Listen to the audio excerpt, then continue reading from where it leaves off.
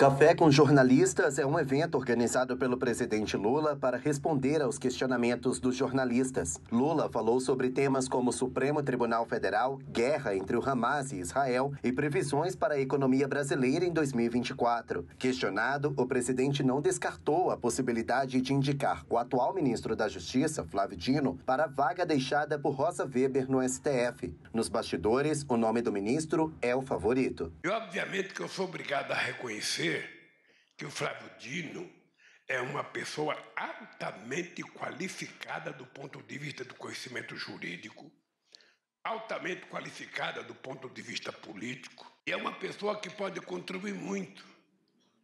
Mas eu fico pensando, aonde que o Flávio Dino será mais justo e melhor para o Brasil? É na Suprema Corte ou é no Ministério da Justiça? Aí tem outra pessoa que eu fico pensando, onde ele será mais justo, no lugar que ele está ou na Suprema Corte? Isso é uma dúvida que eu tenho. Lula também falou sobre a decisão do Senado Federal em rejeitar o nome de Igor Roberto Roque para comandar a Defensoria Pública da União. Pela regra, o presidente indica e os senadores aprovam. Pela primeira vez, uma indicação do presidente foi rejeitada pelo parlamento. O fato deles não terem aprovado o Igor para a Defensoria Pública, possivelmente eu tenha culpa. Porque eu estava hospitalizado, eu não pude conversar com ninguém a respeito dele, não pude sequer avaliar se ele fosse ser votado ou não. Lula também criticou o Conselho de Segurança da ONU, que neste ano é presidido pelo Brasil. Na semana passada, os Estados Unidos rejeitaram uma resolução de acordo de paz envolvendo a faixa de Gaza. A maioria dos membros aprovou o texto elaborado pela diplomacia brasileira. Mas pelas regras, se algum membro fixo não aprovar, então o acordo não é fechado. Lula disse que esse tipo de mecanismo não é democrático. Ela foi vetada por causa de uma loucura que é o direito de veto concedido aos 5 países titulares do Conselho de Segurança da ONU, que eu sou totalmente, radicalmente contra. Isso não é democrático. Questionado sobre a economia, o presidente disse que a meta fiscal do ano que vem não vai ser cumprida. A equipe econômica de Fernando Haddad quer zerar a dívida pública, mas Lula acredita que a missão é difícil. Então eu acho que muitas vezes o mercado é ganancioso demais e fica cobrando uma meta que ele sabe que não vai ser cumprida. Sabe? Então, eu sei da disposição do Haddad, sei da vontade do Haddad, sei da minha disposição. Sabe? Quero dizer para vocês que nós dificilmente chegaremos à meta zero.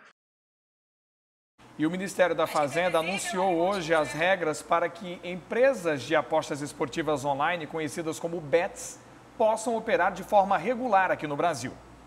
O texto já está publicado no Diário Oficial da União. A portaria elaborada pelo Ministério da Fazenda prevê que empresas nacionais ou internacionais que desejam operar com apostas esportivas online aqui no Brasil devem avisar ao Ministério da Fazenda pelo menos 30 dias antes. Assim, elas conseguem garantir uma prioridade na fila de autorização.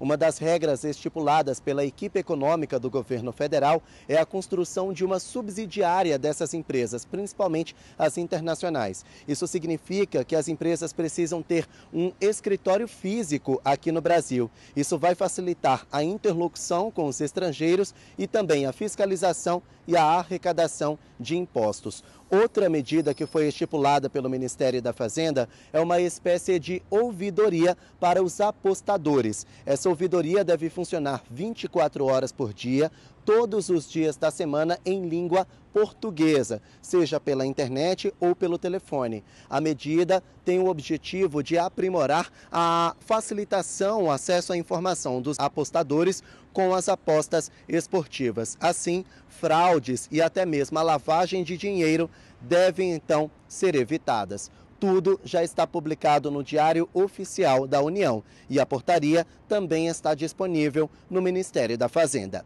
Igor Damasceno, de Brasília, para o A Crítica Notícia. E o Amazonas é o terceiro estado com a menor média de idade do país. É o que mostra o censo de 2022 feito pelo IBGE e divulgado nesta sexta-feira. A idade mediana do Amazonas é de 27 anos. Isso coloca o estado em terceiro lugar com a média de idade mais jovem, logo atrás do Amapá e de Roraima, que é o estado com média mais jovem na casa dos 26 anos.